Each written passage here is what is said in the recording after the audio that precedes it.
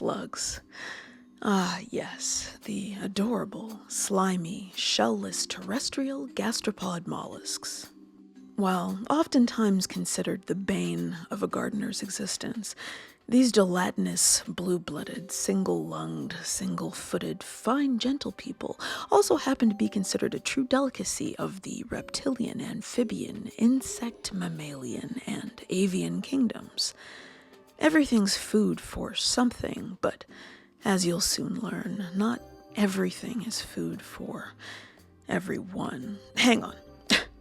Let's not get ahead of ourselves. Did you know that some slugs are carnivorous and some are even cannibals, like shelled slugs, not to be mistaken for snails, and ghost slugs? Yes, indeed.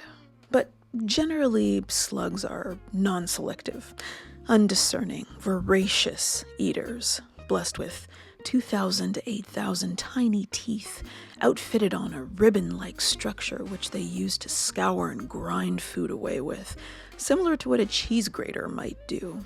Insignificant if one finds oneself trapped in a jungle trench with your average finger-length slug, but slightly more concerning when encountering a 10-inch-long 𝗦𝗵𝟑 maximus. Fear not! These viscous gloop-glops won't be rallying the troops and coming for you in the night because they've yet to develop a taste for human flesh. They'd rather eat what's in your compost, or animals that are already dead, or the poop from animals that have been digging around in whatever died in your compost. But again, I am getting ahead of myself.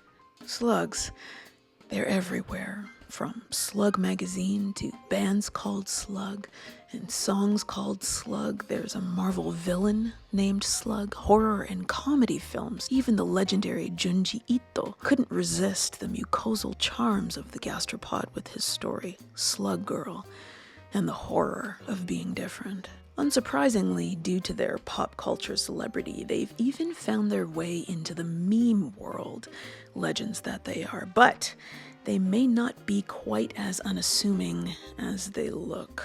While they're certainly not calculating cold-blooded killers, their cute and cuddly exterior just so happens to be the perfect guise for one. Allow me to present 𝗫𝗫𝗏𝗪𝗫𝗏𝗪𝗏𝗏𝗏𝗏𝗏𝗏𝗏𝗏𝗏𝗏𝗏𝗏𝗏𝗏𝗏𝗏𝗏𝗏 also known as rat lungworm. Is it as bad as it sounds? Not always, but how do humans get it? Sounds to me like it's time for...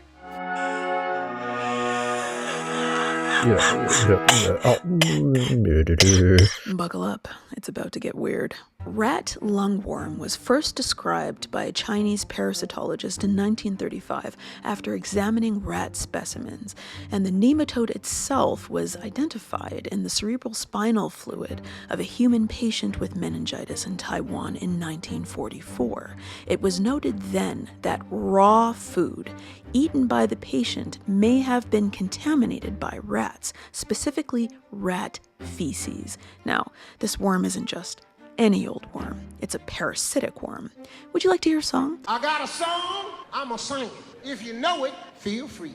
A rat eats a slug that has nematode larva. The larva travels to the rat's hungry tummy. The larva moves down to the intestine, and then they slip through the walls of the small intestine. Then the larva takes a Disney cruise through the blood, and then it floats into the kidneys and the lungs. Then it drifts into the brain and the spinal cord, and what wasn't so bad starts to get unimaginably bad at this point. Obviously, there are more steps to this, like the worms scarring the surface of the brain through lesions, which could result in behavioral changes or even death. But depending on how heavy the infestation is, if you don't die, then the larva will mature and molt inside of you, and your little visitors will end their brain vacation and take the Disney cruise back through your blood while simultaneously reaching sexual maturation. After which, of course, sexy parasitic worm times and fertilization will occur, and eggs will be produced, which will then be released back into your bloodstream, and those eggs will lodge in your soft, pillowy lungs, hatch, and then baby worms will sneak into your respiratory tract and backpack to your trachea, where you'll finally swallow them and then poop them out, maybe on someone's summer squash or their organic golden Swiss chard in that beautiful pesticide-free garden of theirs. Now, to be ultra clear, this is the life cycle of a parasitic nematode inside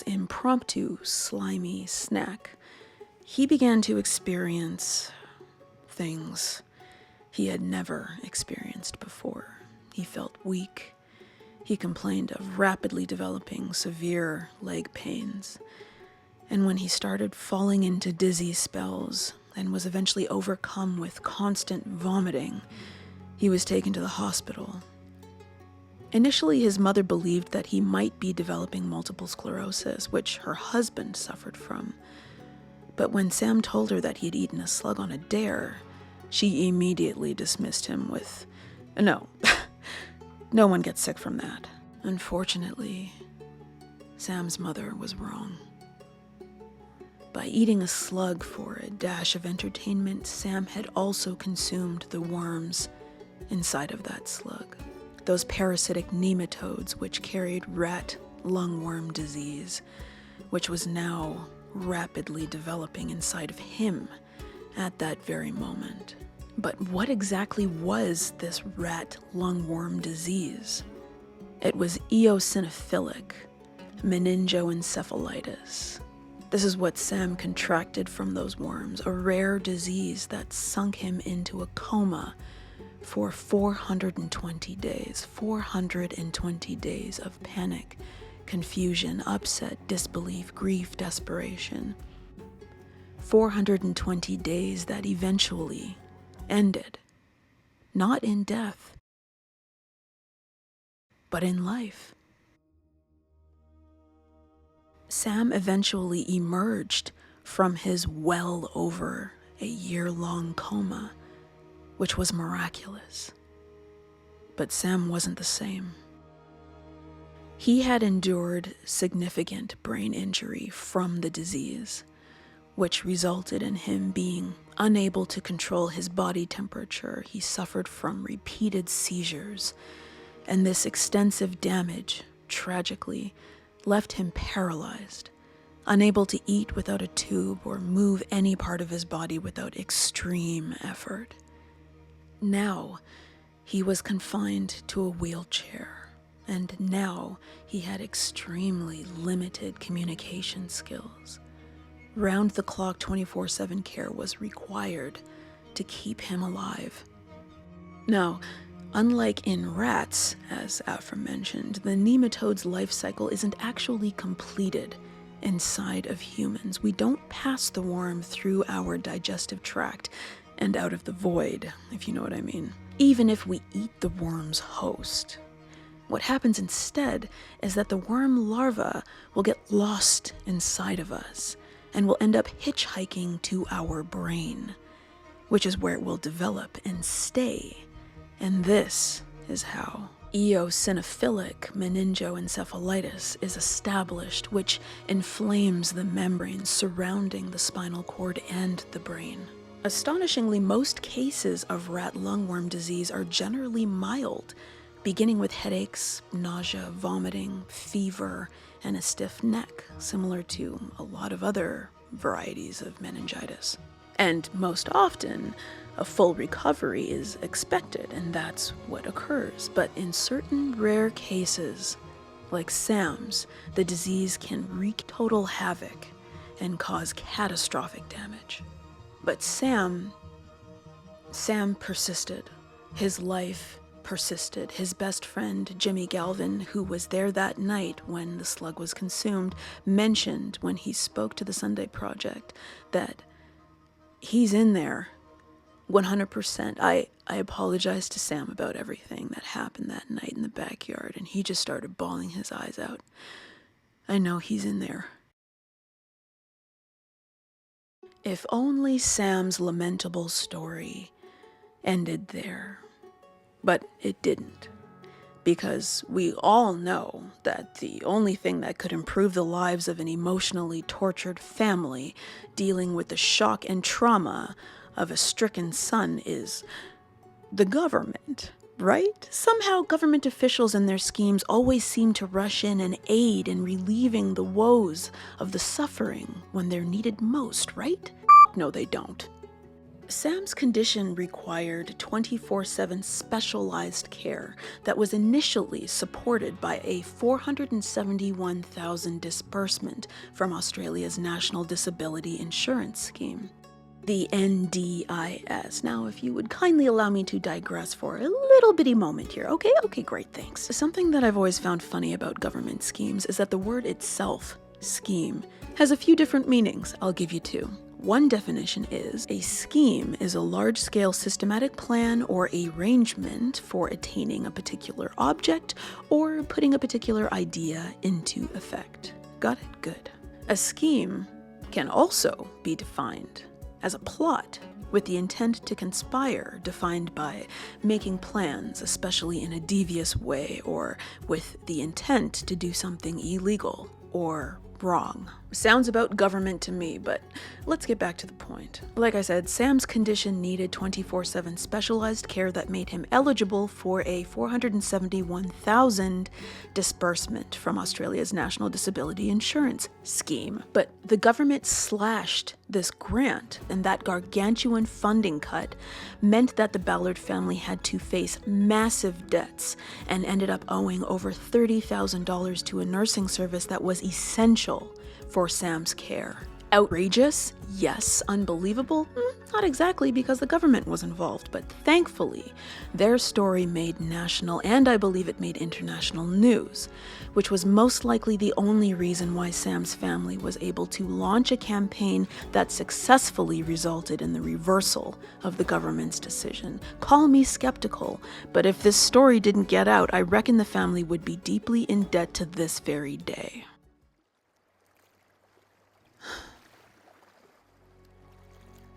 And so, with battle after battle being fought on every level by the Ballards, and battle after battle in its own way being won, in the end, the war was lost. Sam, with the assistance and love of others and by the strength of his persevering spirit, managed to live 8 years of life after emerging from his coma. But on November 2nd, 2018, at 28 years old, he passed on, surrounded by 20 of those he loved most.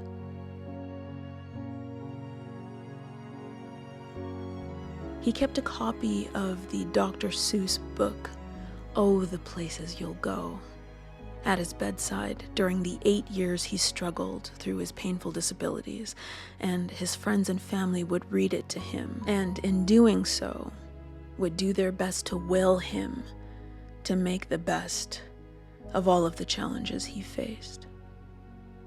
At Sam's funeral, this book, Oh, the Places You'll Go, was read to him one last time. I sincerely hope that Sam is living his best life, the life that he wanted to live, the life that he deserved to live, in another world that isn't out to kill us all. Because if anyone could have made the most of this life, without a doubt it would have been Sam Ballard.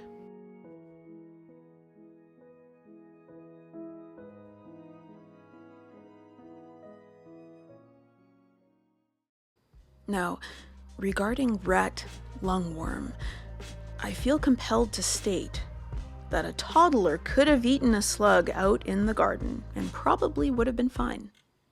Not all slugs carry 𝗫𝗫𝙁𝗫 cantonensis, hashtag not all slugs, but the reality is, some slugs do, and humans can get infected if they eat raw or improperly cooked contaminated animals, or unwashed vegetables contaminated with the worms that happen to be living in animal poop that's rustically sprinkled on your lovely garden greens. Also, I might add, don't drink from garden hoses. Snails and slugs like to curl up in the nozzle, and they could be carrying lungworm disease. The CDC has said that even beverages can become contaminated with worms if they're left out in the open for snails and slugs to enter because they're attracted to the sugary deliciousness that's inside of those drinks. Now, with all that said, regardless of whether it's the luck of the draw from having unknowingly dodged a bullet, or you played Russian roulette and knowingly dodged one, but still managed to escape your escapade unscathed, misadventure is lurking around every corner, waiting for us all, and one never knows what shape or form it will come in.